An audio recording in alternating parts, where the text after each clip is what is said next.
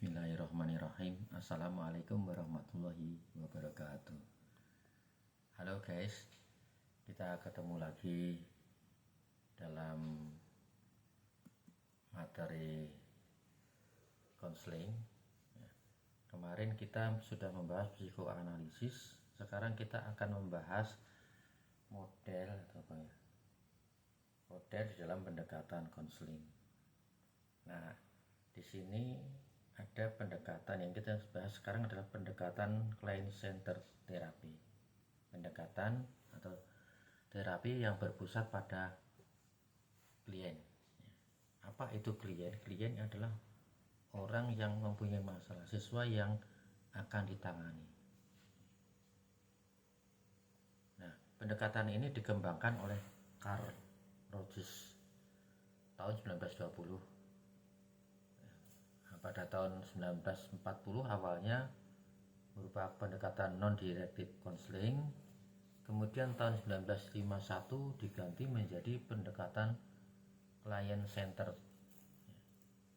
kemudian dikembangkan kembali menjadi person center. Nah, bagaimana pandangan manusia mengenai berdasarkan pendekatan ini, client center therapy.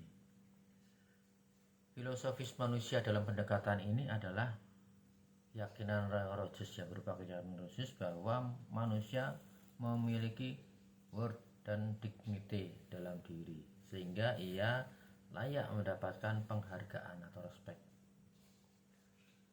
Manusia memiliki kapasitas dan hal untuk mengatur diri sendiri dan mendapatkan kesempatan serta membuat penilaian yang bijaksana.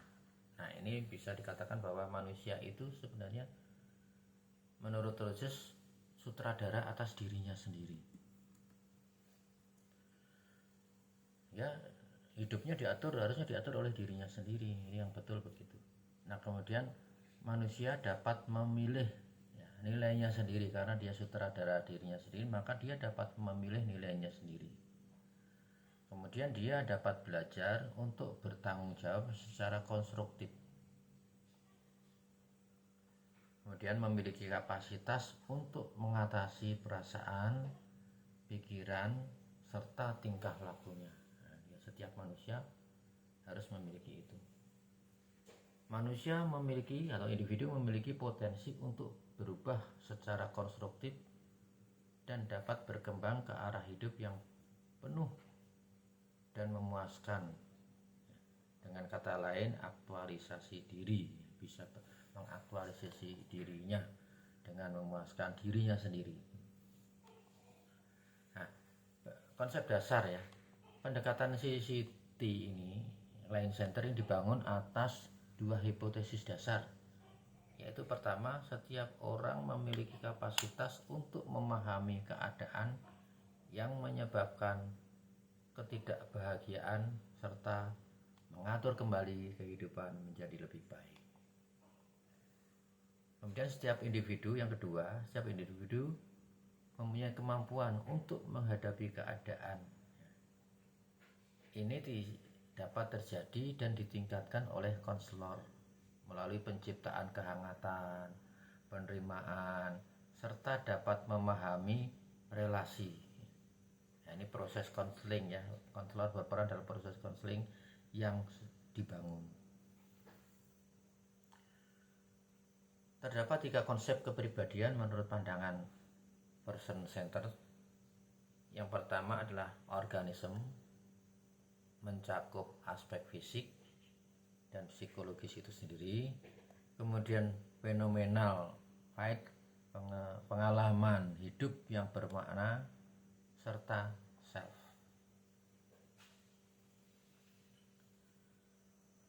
Kemudian seperti apa sih tujuan konseling client center?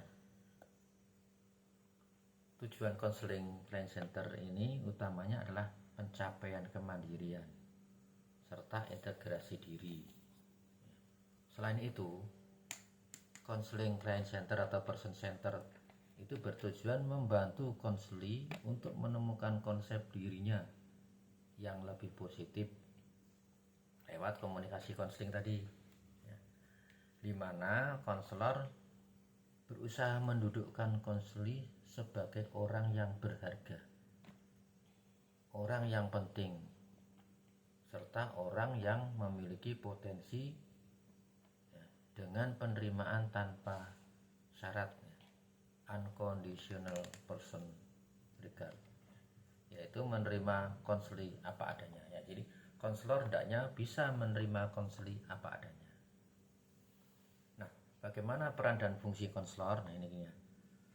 Di dalam konseling ini, kemampuan konselor untuk membangun hubungan interpersonal dalam proses konseling merupakan elemen kunci keberhasilan konseling itu sendiri. Konselor sangat berperan mempertahankan 3 kondisi inti, yaitu core condition yang menghadirkan iklim kondusif untuk mendorong terjadinya perubahan terapeutik, serta perkembangan konseli yang meliputi sikap yang selaras dan keaslian, congruent of genuineness. Kemudian konselor menampilkan diri yang sebenarnya, dirinya yang sebenarnya, asli, terintegrasi, serta otentik. Nah, konselor juga selaras untuk menampilkan perasaan, pikiran yang ada di dalam dirinya, di mana dengan perasaan, pikiran, dan pandangan dan tingkah laku yang diekspresikan, ya, itu ya, dia akan menjadi keselarasan. Nah, kemudian penerimaan tanpa syarat, unconditional positive regard and acceptance. Kemudian unconditional positive, konselor dapat komunikasi dengan konseli secara mendalam serta jujur, ya, jadi tanpa, ya, sebagai pribadi. Konselor tidak melakukan penilaian dan, ya, penghakiman terhadap perasaan konseli, perasaan, pikiran, dan tingkah laku berdasarkan standar norma tertentu. Jadi tidak boleh tiba-tiba konselor mengadjust, oh kamu kok nakal sekali, gitu, tanpa adanya proses itu. Oh kamu kok bandel. Kemudian acceptance, penghargaan spontan terhadap konseli dan menerimanya sebagai individu yang berbeda dengan konselor, di mana perbedaan itu dapat terjadi pada nilai-nilai, persepsi diri, maupun pengalaman-pengalaman hidupnya. Konselor harus siap menerima bahwa klien atau semua orang pasti berbeda. Kemudian pemahaman yang empatik serta accurate empathic understanding. Nah, ini konselor berusaha untuk memahami permasalahan konseli, melihat sudut pandang konseli, peka terhadap perasaan konseli, sehingga konselor mengetahui bagaimana konseli itu merasakan apa yang diceritakan. Jadi empati seperti itu, konselor berusaha memahami cerita dari konseli itu sebenarnya rasanya seperti apa. Kemudian teknik-teknik konseling. Client-centered therapy mengenal beberapa teknik konseling. Yang pertama adalah mendengarkan secara aktif, ya, active listening. Kemudian mengulang kembali, restarting. Kemudian memperjelas, clarifying. Kemudian menyimpulkan, summary. Selanjutnya bertanya. Nah, kalau di konselor tidak jelas, daripada menyimpulkan sendiri, bertanya. Ya, klarifikasi, bertanya, menginterpretasi. Ya, tentu interpretasi tidak sembarangan ya. Mengkonfrontasi, confronting, merefleksikan perasaan, reflecting feeling. Kemudian memberikan dukungan, supporting. Kemudian berempati, ya, empating, memfasilitasi, facilitating, memulai, initiating, kemudian menentukan tujuan, setting goal, kemudian mengevaluasi, ya, mengevaluasi pelaksanaan konseling selama konseling.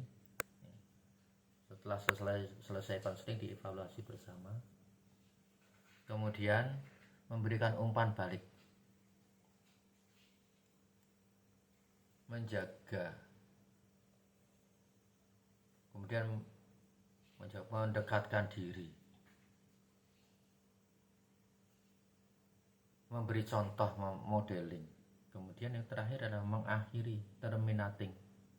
Nah, terminating ini sangat diperlukan bahwa setiap konseling, ya, jadi individu itu yang bermasalah akan ditangani dalam beberapa sesi konselingnya. Jadi tidak dalam sekali konseling terus masalah selesai, ya, tapi beberapa sesi. Nah kemudian sebelum selesai maka itu terminating, ya, penutup konseling. Konselor harus mempunyai skill untuk menutup konseling. Isinya adalah kesepakatan kapan kita ketemu lagi, kesimpulan yang sudah dibicarakan. Terus bisa juga menanyakan kenyamanan bagaimana ketika diadakan proses konseling, kenyamanan, kesimpulan, terus kesepakatan apakah akan berlanjut untuk sesi pertemuan selanjutnya. Baik, itu saja yang bisa saya kemukakan kali ini. Terima kasih untuk atensi kita semua. Billahi taufiq wal hidayah. Sebelum kita akhiri, saya ingin berdoa untuk kita semua, semoga diberi kesehatan dan keberhasilan untuk masa kini dan masa depan, masa-masa depan yang panjang. Amin. Assalamualaikum warahmatullahi wabarakatuh.